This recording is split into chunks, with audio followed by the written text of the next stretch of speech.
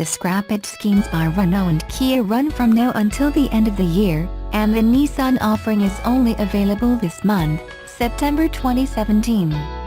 However, qualifying trade-in cars must still be registered on December 31, 2009 or earlier. But it's not just the Leaf attracting an incentive, with discounts of up to £5,000 available across Nissan's range, and even a £2,000 incentive for grabbing a used 24 kWh Leaf.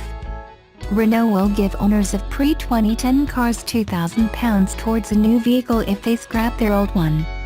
Rival firm Ford has also recently announced a similar scheme giving drivers up to £2,000 to switch to newer diesel or petrol models, in a move it said was motivated by increasing public concern over poor air quality. Customers can access Renault's offers of either 4.9% APR PCP or 0% APR hire purchase along with 2 years free servicing on cars or 0% APR hire purchase with 4 years free servicing on vans. If the buyer has an old auto that's worth £2,500, it sees the monthly cost of moving to a 2014 vintage Leaf Ascenda plummet to just £87. A unique offer Nissan GBMD Alex Smith says will help drivers of older vehicles make the switch to cleaner electric power. An important distinction between the switch scheme and other current trade-in programs is that Nissan's is not a scrappage scheme. This offer, it says, will lower the prohibitive cost barrier into a fully electric auto. The UK's highest-selling electric vehicle, the Leaf, delivers a driving range of up to 124 miles on a single charge with running costs estimated at around 2p per mile. Nissan's sacked Australian chief says the Japanese brand will continue without a mainstream passenger model for at least 18 months, during which time it will continue to rely on SUVs, light commercials and sports cars. Although there are upgrades coming for the Navara Ute and Patrol SUV this year, and the Qashqai crossover in early 2018, Nissan Australia's next new model will be the second-generation Leaf EV, which will be revealed next week in Japan but remains a year away from local showrooms. The only passenger models currently sold by the Japanese car maker Down Under are the two-door 370Z and GTR sports cars and, apart from the new Leaf, that won't change until at least mid-2019, when at least one new small car could replace the discontinued Micra and Pulsar.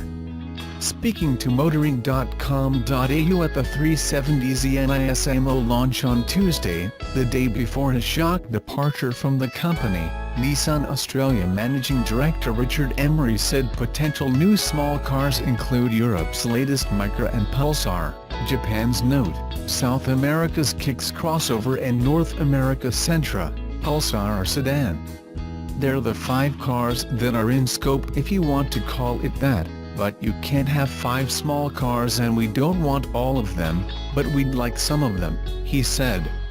Getting the right mix of cars that suit our marketplace, that fit the specification, customer expectation, pricing, styling, options and getting the mix right between those 5 cars, whether there's 2 or 3 of them, that's the work that is ongoing. At this point in time it's not determined which of those cars would work in Australia and there won't be any more information before the end of next year. Hopefully it's within the next 18 months as to which ones will fit. Emery, who will be replaced by sister brand Infinity's Canadian boss Stephen Lester next week, said at least one of those models will be sold here, but not at the expense of profitability or just to fill showrooms. Clearly from all those options we'll be able to find a solution, but I am not going to make a decision based on we must have more volume or we must have more cars, he said. It needs to work for everybody, the investment required, the price and specifications, the customer demand. There's no point bringing in cars customers don't want. Having made tough decisions to axe uncompetitive, unprofitable and slow-selling models including the Micra, Pulsar, Murano and Altima, Emery said he was in no hurry to re-enter price-sensitive or declining sales segments such as mid-size sedans. I think it would be a hard sell to look at mid-sized cars again because the segment continues to decline, he said. There are a couple of cars in the portfolio, new Altima and Maxima, but they're both currently left-hand drive and I'm not sure the market can sustain that, but we'll watch that segment carefully. If that segment settles down, it's done its readjustment and it starts to look sustainable, then it might be an option, but at this point in time I'm not convinced. In its absence from key markets including the light, small, medium and large car segments, Nissan Australia's sales have continued to fall, by 12.3% in July this year, despite booming cash car and X-Trail sales.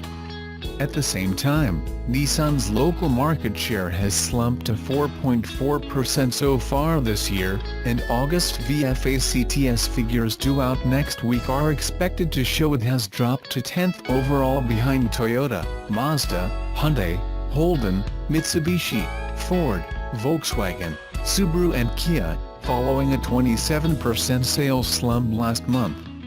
Nissan will not comment on the reason for Emery's sudden departure, saying only that the appointment of Lester, who will report to the head of Nissan sales and marketing in the Asia and Oceania region Vincent Wynan, is part of the brand's next direction.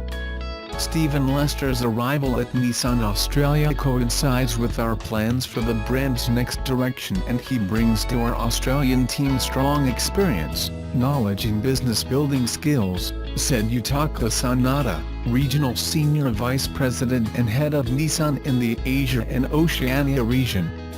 He takes the reins from Richard Emery, who has successfully guided our Australian operation with steady leadership and business improvements since 2014, said the Nissan statement.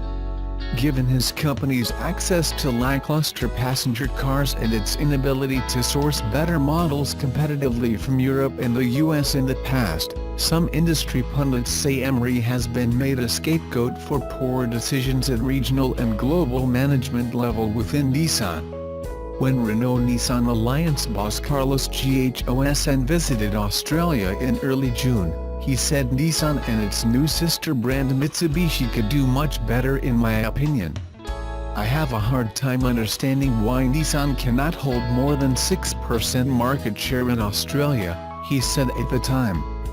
Later that month Mitsubishi announced that its Australia CEO Matsuhiro Ashikari would be replaced on July 1 by the company's local Deputy Marketing Director John Signoriello, and that Ashikari would replace Mitsubishi Philippines CEO Yoshiaki Kato, who will work alongside Signoriello in Australia.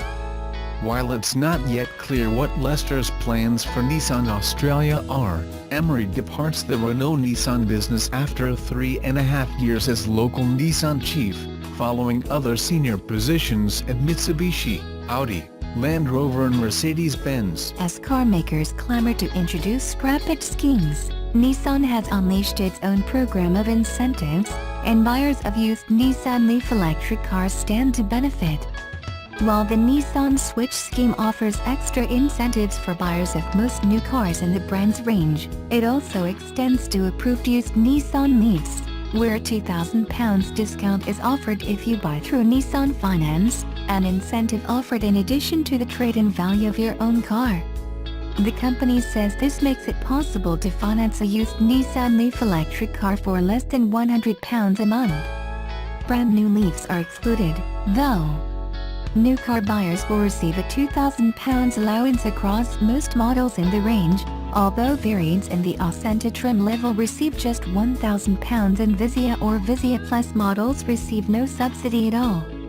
The Switch scheme can be combined with existing retail offers on new Nissan models. Under the scheme, the Nissan Micra can receive up to £3,600 in total support. The Juke is eligible for up to £4,500 in incentives, while the latest Nissan X-Trail receives £4,000 of support. Remaining stock examples of the outgoing Nissan Qashqai and X-Trail receive £4,500 and £5,000 of total support respectively. These incentives are in addition to the trade-in value of your old car. An important distinction between the Switch scheme and other current trade-in programs is that Nissan's is not a scrappage scheme. The company makes no mention of cars traded in under the scheme being permanently removed from the road. However, qualifying trade-in cars must still be registered on December 31, 2009 or earlier. The Nissan Switch scheme will run until September 31, 2017, for retail customers only.